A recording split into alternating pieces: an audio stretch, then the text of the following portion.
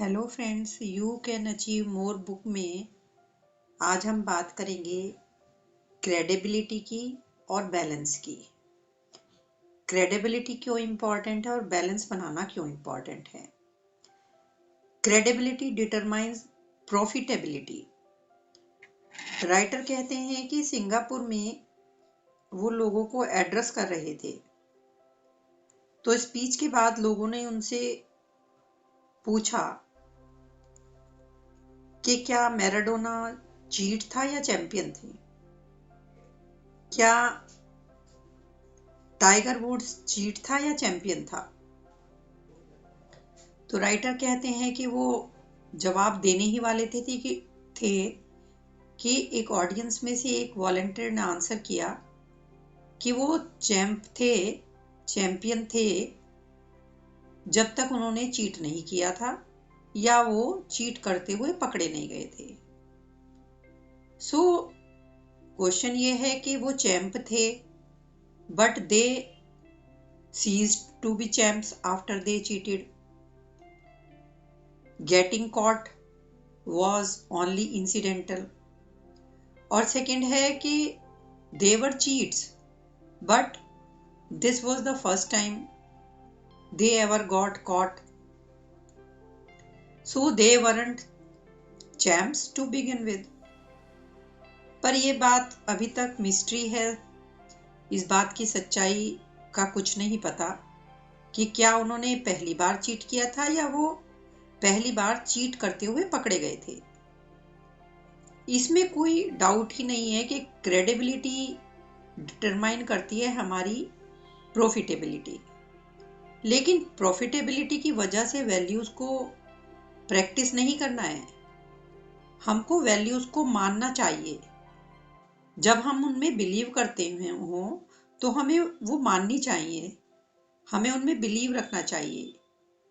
Reputation वो होती है जो दूसरे हमारे बारे में जानते हैं और कैरेक्टर वो होता है जो हम अपने बारे में जानते हैं। कुछ लोग ऑनेस्ट होते हैं क्योंकि वो झूठ बोलते हुए पकड़े ना जाएं, सिर्फ इसलिए they are doing right thing for the wrong reason.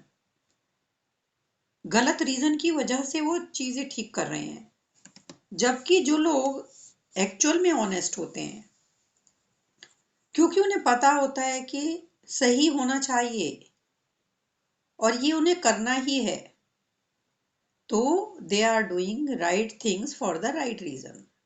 वो सही चीजें सही रीजन की वजह से कर रहे हैं। लाखों रुपयों का जो लॉस है वो भी लॉस नहीं है। रियल लॉस होता है क्रेडिबिलिटी का, रिस्पेक्ट का। और अचीवर्स के लिए क्रेडिबिलिटी प्राइसलेस है। दूसरा पॉइंट है, हमें बैलेंस बना के चलना चाहिए। बैलेंस बनाना बहुत जरूरी है। देखिए, यदि हम घास पे चल रहे हैं और चलते हुए गिर जाते हैं तो हमें उतनी चोट नहीं लगती, हम बच जाते हैं। लेकिन यदि हम 20 स्टोरी बिल्डिंग से गिरते हैं तो बचना नामुमकिन है। So one must maintain equilibrium. और हम लाइफ में जितना ऊपर जाते हैं तो फिर तो और भी जरूरी है। We need to strike a balance between family and friends. Family और फ्रेंड्स के बीच में हमें बैलेंस बनाना आना चाहिए। होम और वर्क के बीच में आना चाहिए। अर्निंग और स्पेंडिंग के बीच में आना चाहिए। क्योंकि बहुत कम या बहुत ज्यादा दोनों ही चीजें हमारे लिए हार्मफुल होती है। राइटर बताते हैं कि 3 तरह के लोग होते हैं। एक वो लोग होते हैं जिनमें सिर्फ जॉ बोन होती है। जॉ मतलब सिर्फ वो बातें बनाते हैं, करते कुछ भी नहीं। They talk ceaselessly, at times foolishly and do nothing productive. और उनकी ज्यादातर बातें नेगेटिव होती हैं और लोगों को नीचे गिराती हैं। दूसरे टाइप के लोग होते हैं विश बोन वाले।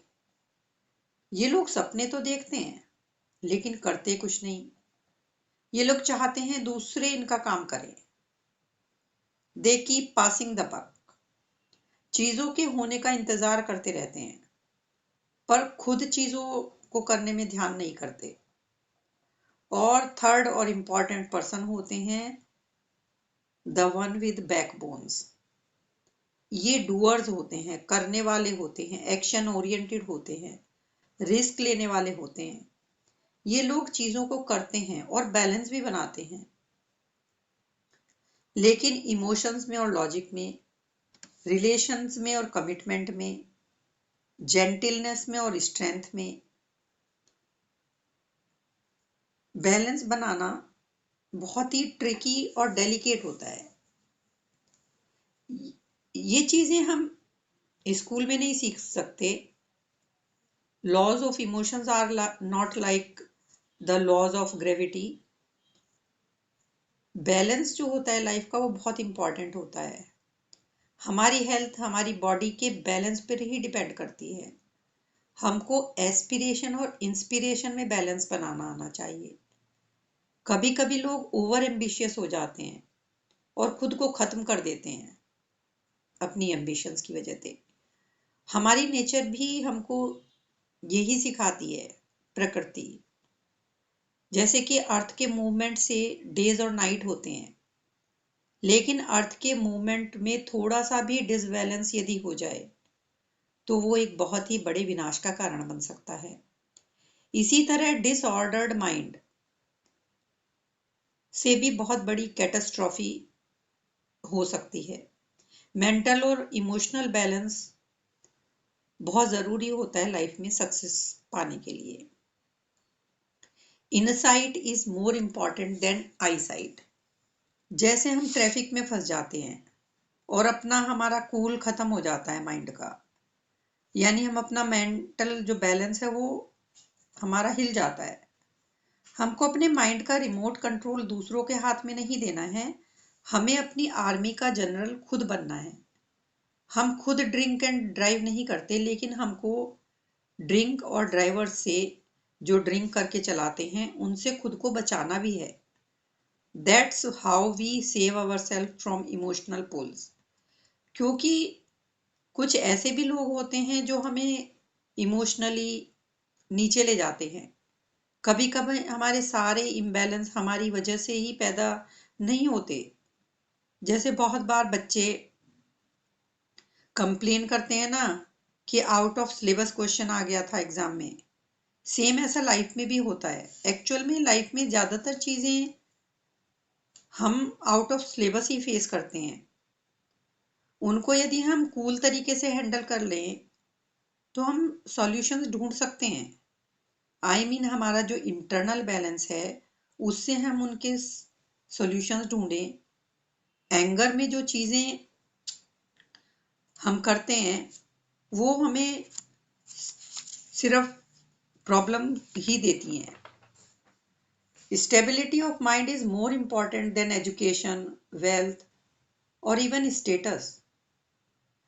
मार्गरेट थ्रेचर एक थी जो आयरन लेडी के नाम से जानी जाती थी। वो यूके की प्राइम मिनिस्टर थी, लेकिन उनको पार्किंसन डिजीज हो गई थी। वो किसी को पहचान ही नहीं पाती थी, ना उनको कुछ याद रहता था। उन्हें यह भी नहीं याद रहता था कि उन्होंने क्या कहा। उनकी मेंटल स्टेबिलिटी खत्म हो चुकी थी। How sad. कुछ लोगों को पब्लिकली सक्सेस मिलती है लेकिन वो अंदर से खाली होते हैं। और success without fulfilment is empty. Elvis Presley, Marilyn Monroe, Michael Jackson, ये सक्सेसफुल लोग थे, लेकिन externally total emptiness internally. We must have substance over form, not form over substance. लेकिन ऐसा भी होता है कुछ लोगों को प्राइवेट सक्सेस मिल जाती है लेकिन पब्लिक में वो फेल हो जाते हैं। यहाँ पे राइट ब्रदर्स का एग्जाम्पल दे रहे हैं जिन्होंने एयरक्राफ्ट बनाया था। बहुत ही कम लोग जानते हैं कि राइट ब्रदर्स से पहले डॉक्टर स्टीफन लैंगुले ने उसका आविष्कार किया था और वो उन्होंने सक्सेसफुल फ्लाइट उसकी की थी 1896 में।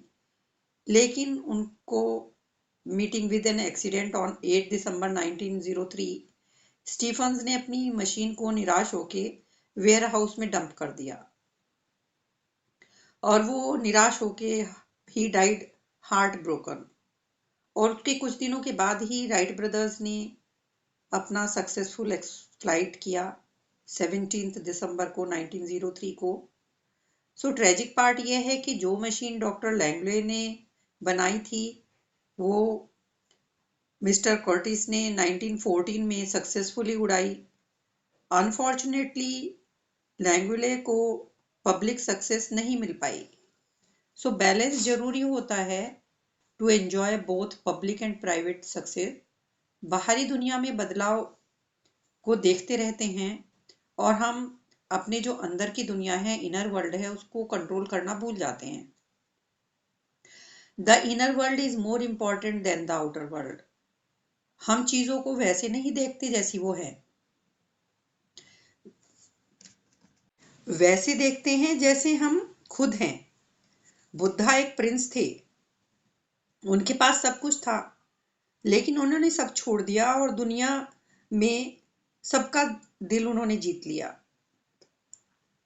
Today how many people have the amount of influence that Buddha has? Hardly ही कोई ऐसा होगा। उन्होंने अपने इनर वर्ल्ड से आंसर मांगे। He made his own discoveries. जो लोग ये कहते हैं कि वो दुनिया को नहीं बदल सकते, जो लोग ये कहते हैं कि वो खुद को नहीं बदल सकते, हम हैप्पीनेस के रास्ते ढूंढ रहे हैं, हम रियलाइज ही नहीं करते that happiness is the path. Achievers maintain the balance between what they can do and what they cannot do. They live between fate and free will.